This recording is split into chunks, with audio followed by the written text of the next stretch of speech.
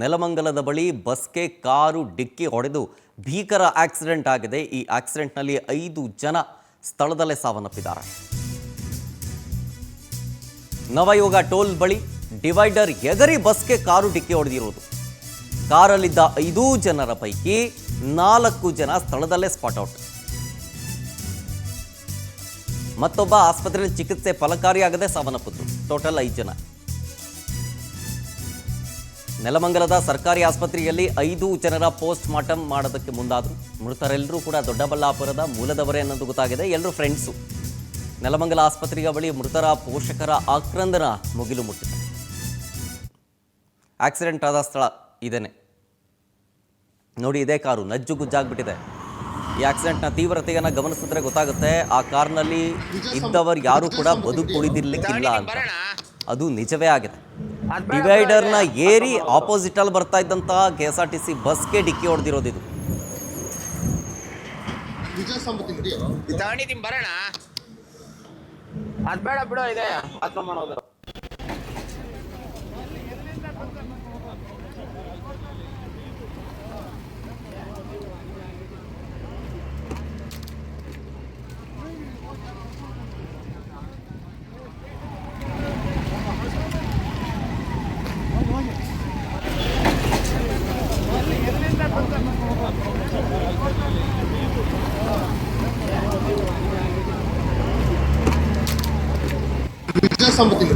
ತಗೊಂಡಿದ್ದೀನಿ ಬರೋಣ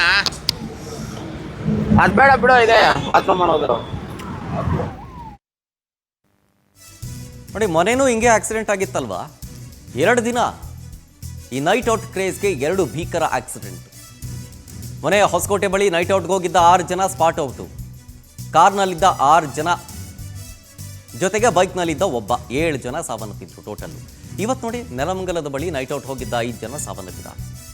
ಮನೆಗೂ ಹೇಳಿರಲಿಲ್ವಂತೆ. ನೈಟ್ ಔಟ್ ಹೋಗಿದ್ದಾರೆ, ವಾಪಸ್ ಬರಬೇಕಾಗಿರೋ ಆಕ್ಸಿಡೆಂಟ್ ಇದು. ಮೃತರ ಗುರುತು ಪತ್ತೆಯಾಗಿದೆ.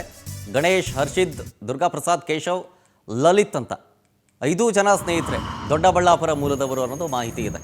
ಮನೆಯೂ ಅಷ್ಟೇ, ಮನೆಯೂ ಹಿಂಗೇನೆ ನೈಟ್ ಔಟ್ಗೆ ಹೋಗಬೇಕಾದ್ರೆ ಓವರ್ ಸ್ಪೀಡ್ನಲ್ಲಿ ಬಂದು ಮೊದಲು ಬೈಕಿಗೆ ಡಿಕ್ಕಿ ಹೊಡೆದು ಅದಾದಮೇಲೆ ಟ್ಯಾಂಕರ್ಗೆ ಡಿಕ್ಕಿ ಹೊಡೆದಿತ್ತು. ಅದೂ ಮೊನ್ನೆ ಬೆಳಗಿನ ಜಾವ ಆಗಿತ್ತು. ಈಗ ಇವತ್ತು ಅಂದರೆ ನೆನ್ನೆ ನೈಟ್ ಔಟ್ ಹೋಗಿದ್ದ ಸಂದರ್ಭದಲ್ಲಿ ಅದೂ ಎಲ್ಲರೂ ಕೂಡ ಹುಡುಗರೇ, ಕಾಲೇಜ್ ಹುಡುಗರೇ ನೈಟ್ ಔಟ್ಗೆ ಅಂತ ಹೋಗಿದ್ದು. ಹೊಸಕೋಟೆ ಬಿರಿಯಾನಿನೋ ಅಥವಾ ಏನೋ ಒಂದು ನೈಟ್ ಔಟ್ ಅಂತ ಹೋಗಿದ್ದಾರೆ.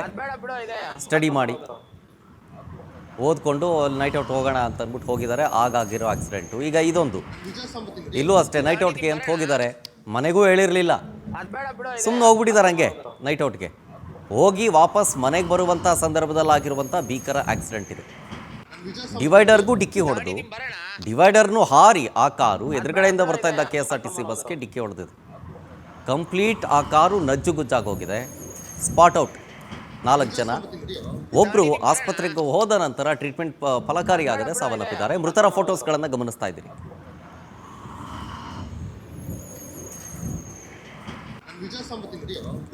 ಬರೋಣ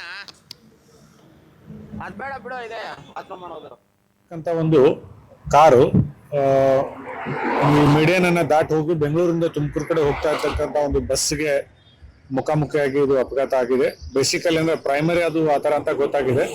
ಈಗ ಇನ್ವೆಸ್ಟಿಗೇಷನ್ ನಡೀತಾ ಇದೆ. ಪ್ರಾಥಮಿಕ ಇನ್ಫಾರ್ಮೇಶನ್ ಪ್ರಕಾರ ಒಟ್ಟು 4 ಜನ ಡೆತ್ ಆಗಿದ್ದಾರೆ, ಒಬ್ರು ಇಂಜೂರ್ಡ್ ಇದ್ದಾರೆ ಅಂತ ಗೊತ್ತಾಗಿದೆ. ಅವ್ರನ್ನ ಆಸ್ಪತ್ರೆಗೆ ಶಿಫ್ಟ್ ಮಾಡಿದ್ದಾರೆ. ಸೊ ಮುಂದೆ ತನಿಖೆ ಮುಂದುವರಿತದೆ. ಕಾರಿಂದ ರ್ಯಾಶ್ ಡ್ರೈವ್ ಅದು ಇನ್ವೆಸ್ಟಿಗೇಷನ್ ಮಾಡಿದ ಮೇಲೆ ಗೊತ್ತಾಗ್ತದೆ. ಸೊ ಅಧಿಕಾರಿಗಳು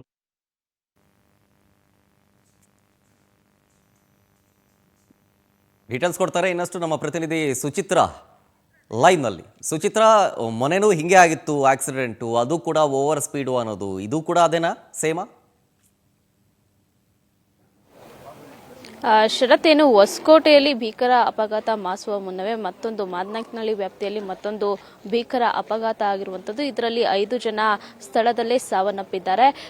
ಏನು ಇಂಡಿಕಾ ಕಾರು ಡಿವೈಡರ್ ಅನ್ನ ದಾಟಿನೂ ಕೂಡ KSRTC ಬಸ್ಸಿಗೆ ಡಿಕ್ಕಿ ಹೊಡೆದು ಅಲ್ಲಿ ಕಾರ್ನಲ್ಲಿದ್ದಂತಹ 5 ಯುವಕರು ಸಾವನ್ನಪ್ಪಿರುವಂಥದ್ದು.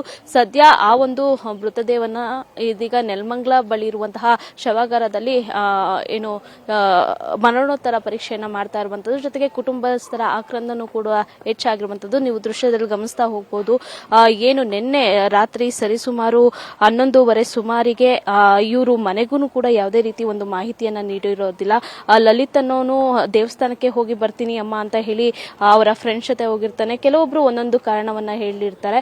ಜೊತೆಗೆ ಈ ಯುವಕರು ಯಾವುದೇ ರೀತಿಯಾಗಿ ಕಾಲೇಜ್ಗೆ ಹೋಗ್ತಾ ಇರಲ್ಲ. ಇಲ್ಲಿ ಸಾವನ್ನಪ್ಪಿರುವಂತವ್ರು ಯಾರೋ ಒಬ್ರು ಕೂಡ ವಿದ್ಯಾರ್ಥಿಗಳಲ್ಲ. ಜೊತೆಗೆ ಇವರು ಸಿಸಿಟಿವಿ ವರ್ಕ್ ಆಗಿರ್ಬೋದು, ಇನ್ನಿತರ ಕೆಲಸಗಳನ್ನ ಮಾಡಿಕೊಂಡು ಇರ್ತಾ ಇದ್ರು. ಜೊತೆಗೆ ಆ ಒಂದು ಕಾರಣದಿಂದಾಗಿ ಕೆಲಸವನ್ನ ಮಾಡಿ ಹೋಗ್ತೀನಿ ಅಂತ ಹೇಳಿ ಅವರು ಮನೆಯಿಂದ ಹೋಗಿರ್ತಾರೆ. ಇವರೆಲ್ಲರೂ ಕೂಡ ದೊಡ್ಡಬಳ್ಳಾಪುರದ ಮೂಲದವರು. ಹರ್ಷಿತ್ ಹಾಗೆ ಲಿಖಿತ್ ಸೇರಿದಂತೆ ಒಟ್ಟು 5 ಸಾವನ್ನಪ್ಪಿರುವಂತದ್ದು. ನಿನ್ನೆಯೂ ಕೂಡ ರಾತ್ರಿ ಉತ್ತರ ವಿಭಾಗದ ಡಿಸಿಪಿ ಅವರು ಕೂಡ ಸ್ಥಳಕ್ಕೆ ಭೇಟಿಯನ್ನ ಕೊಡ್ತಾರೆ. ಆನಂತರದಲ್ಲಿ ಅಲ್ಲಿ ಏನಾಯ್ತು, ಇದು ಸ್ಪೀಡ್ ಬ್ರೇಕ್ ಇಂದ ಏನಾದ್ರೂ ಆಗಿದೆಯಾ ಅಥವಾ ಏನಾದ್ರೂ ಬ್ರೇಕ್ ಅಲ್ಲಿ ಕಟ್ಟಾಗಿತ್ತಾ ಅನ್ನೋದ್ರ ಬಗ್ಗೆನೂ ಕೂಡ ಪರಿಶೀಲನೆಯನ್ನ ಪೊಲೀಸರು ಮಾಡ್ತಾ ಇರುವಂತದ್ದು. ಸದ್ಯ ಕುಟುಂಬಸ್ಥರು ನೆಲಮಂಗಲ ಶವಾಗಾರದ ಒಂದು ಆಸ್ಪತ್ರೆಯ ಬಳಿ ಇರುವಂತದ್ದು. ಮೃತರ ಅವರು ಹೇಳ್ತಾ ಕುಟುಂಬಸ್ಥರಿದ್ದಾರೆ, ಒಬ್ಬೊಬ್ಬರಿಗೆ ಅವರ ಬಂಧು ಬಳಗದವರಿದ್ದಾರೆ, ಅವರನ್ನೇನಾದ್ರೂ ಮಾತನಾಡಿಸುವಂತ ಪ್ರಯತ್ನ ಆಗಬಹುದಾ ಅಂತ? ಖಂಡಿತ ಶರತ್. ಏನು KSRTC ಡ್ರೈವರ್ ಕೂಡ ಹೇಳ್ತಾ ಇದ್ರು, ಈ ಒಂದು ಕಾರು ಬಂದಂತ ಸಂದರ್ಭದಲ್ಲಿ ಸ್ಪೀಡ್ ಆಗಿ ಬಂತು. ಬಸ್ನಲ್ಲೂ ಕೂಡ 43 ಜನ ಪ್ರಯಾಣಿಕರಿದ್ರು, ಆದ್ರೆ ಯಾವುದೇ ರೀತಿಯಾಗಿ ಗಾಯಗಳಾಗಿಲ್ಲ ಅಂತ ಹೇಳಿ. ಸದ್ಯ ಕುಟುಂಬಸ್ಥರನ್ನ ಕೂಡ ಮಾತಾಡಿಸ್ತಾ ಹೋಗ್ತೀನಿ. ಅಮ್ಮ, ಏನಾಯ್ತು, ಎಷ್ಟು ಗಂಟೆಲಿ ಆಯ್ತು, ಹೇಗೆ? ಗೊತ್ತಿಲ್ಲ ಮೇಡಮ್, ನಮಗೆ ಸುಳುವು ಸಿಕ್ಕಿದ್ದೆ 6 ಗಂಟೆಲಿ ಬೆಳಿಗ್ಗೆ. ಏನು ಹೇಳಿ ಹೋಗಿದ್ರು? 10 ನಿಮಿಷ ಬರ್ತೀನಿ ಅಂತ ಹೋದವ್ರು ಆಚೆಗೆ. ಅರೆ ನೋಡಿದ್ರೆ ಈ ಥರ ಬಂದಿದ್ದಾರೆ. ಒಬ್ಬನೇನ ಮಗ? ಇನ್ನೊಬ್ಬ ಇದ್ದಾನೆ ಮ್ಯಾಮ್. ಇವನೇನು ವರ್ಕ್ ಮಾಡ್ತಾ ಇದ್ದಾನೆ? ಇವನು ಸ್ವಲ್ಪ ಕೆಲಸ ಅದು ಇದು ಆಚೆ ಮಾಡ್ತಾ ಇದ್ದ, ಡೆಕೋರೇಷನ್ ಅದಕ್ಕೆ ಹೋಗ್ತಾ ಇದ್ದ. ಮಿಕ್ಕಿದ ಟೈಮಲ್ಲಿ ಮಗ್ದ ಹತ್ರ ಮಾಡ್ತಾ ಇದ್ದ. ಹಬ್ಬ ಮಾಡ್ಬೇಕಾಗಿತ್ತು ಮಗನ ಜೊತೆ. ಯಾವ ಹಬ್ಬ ಮಾಡೋದು?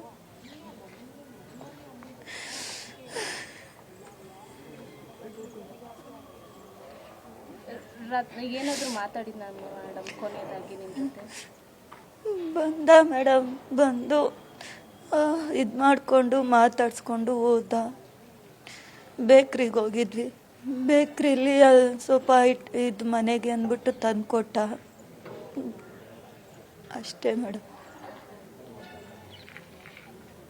ಓಕೆ. ಕಾರ್ ಯಾರ್ದು ಮೇಡಮ್? ಗೊತ್ತಿಲ್ಲ ಮೇಡಮ್. ಎಸ್ ಶರತ್, ಒಟ್ಟಿನಲ್ಲಿ ಇಲ್ಲಿ ಕುಟುಂಬಸ್ಥರು ನಿಜವಾಗ್ಲೂ ಕೂಡ ಆಕ್ರಂದನ ಮುಗಿಲು ಮುಟ್ಟಿರುವಂಥದ್ದು. ಒಟ್ಟು 5 ಜನ ಯುವಕರು ಬಾಳಿ ಬದುಕಬೇಕಾಗಿತ್ತು, ತಂದೆ ತಾಯಿಯನ್ನ ಸಾಕಬೇಕಾಗಿತ್ತು. ಆದರೆ ಇವತ್ತು ಮಹಾಶಿವರಾತ್ರಿ ದಿನನೇ ಸದ್ಯ ಇವರು ಸಾವನ್ನಪ್ಪಿರುವಂಥದ್ದು. ಕುಟುಂಬಸ್ಥರು ತುಂಬಾನೇ ಆಕ್ರಂದನವನ್ನ ಮಾಡ್ತಾ ಇದ್ದಾರೆ. Thank you Suchitra, ಡೀಟೇಲ್ಸ್ಗಾಗಿ.